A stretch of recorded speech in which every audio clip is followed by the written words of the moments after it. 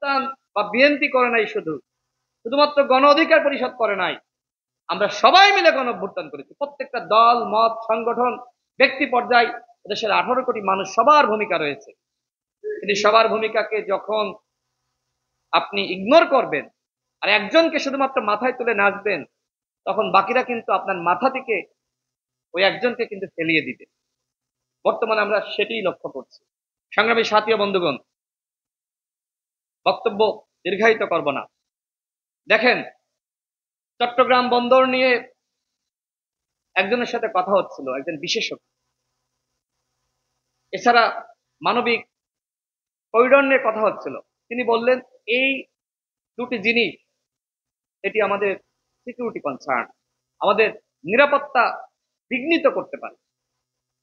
বিদেশি কোম্পানির হাতে আপনি আপনার বন্দরকে দিয়ে দিবেন, আপনার ব্যবস্থাপনাকে দিয়ে দিবেন, তিনি কি করবেন সেখানে? জাহাজে করে কি আনবেন? অস্ত্র আনবেন নাকি মালামাল আনবেন? আমি আপনি কেউ জানতে পারবো? তখন কি হবে? মানবিক করিডোর, আপনি এখন বাংলাদেশ থেকে আপনি রাখাইনে আপনি রাস্তা বানাবেন, আরাকান আর্মি মানবে নাকি আপনার মায়ানমারের আর্মি মানবে? কেউ মানবে?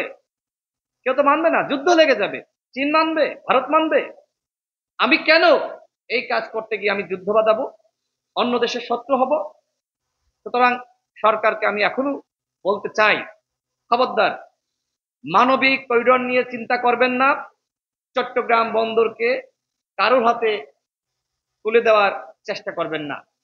জাতিকে ইমোশনালি ব্ল্যাকমেল করে বিদেশিদের দাবেদারি করা, সেটি এদেশের জনগণ গ্রহণ করবে না। আপনারা জানেন যে বলা হলো বিশাল বিশাল বিনিয়োগ আসতেছে, দেশ তো এবার ইউরোপ হয়ে যাবে। একটা বিনিয়োগ এসেছে। এই অবস্থায় বিনিয়োগ আসে না, এটা পাগলেও বোঝে, কিন্তু এই উপদেষ্টারা বোঝে না। এই উপদেষ্টারা বোঝে না যে এই অবস্থায় কোনো বিনিয়োগ আসে না। তারা আমাদেরকে নতুন নতুন স্বপ্ন দেখাচ্ছে। আরে ভাই, যে স্বপ্ন আপনি পূরণ করতে পারবেন না, সেই স্বপ্ন জাতিকে কেন দেখান? মানুষকে যখন বড় স্বপ্ন দেখাবেন আর সেটি আপনি বাস্তবায়ন করতে পারবেন না, তখন মানুষ হতাশ হবে। সুতরাং যতটুকু পারবেন ততটুকু দেখান স্বপ্ন, যতটুকু বাস্তবায়ন করতে পারবেন। যে কারণে আজকের এই আলোচনা, যে সংস্কার ও বাস্তবায়ন, ঐক্যমতের ভিত্তিতে রাষ্ট্র সংস্কার হতে হবে, একটি জাতীয় সনদ হতে হবে যেখানে প্রত্যেকটা দলের স্বাক্ষর থাকবে। দেখেন, আমাদের জাতীয় ঐক্যমত কমিশনের পক্ষ থেকে প্রত্যেকটা দলের কাছে প্রস্তাবনা দেওয়া হয়েছে।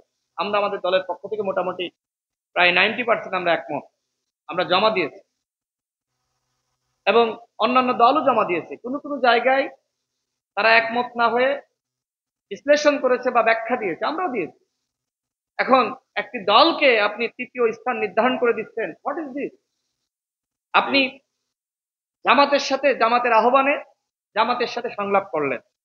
বিএনপি 5 থেকে 7 দিন আগে জানিয়েছিল, যেটি বিএনপির স্থায়ী কমিটির সদস্য সালাউদ্দিন আহমেদ সাহেব তিনি গণমাধ্যমে ফাঁস করে দিয়েছেন যে আমরা দেখা করতে চেয়েছি, আমাদের সাথে দেখা করেননি।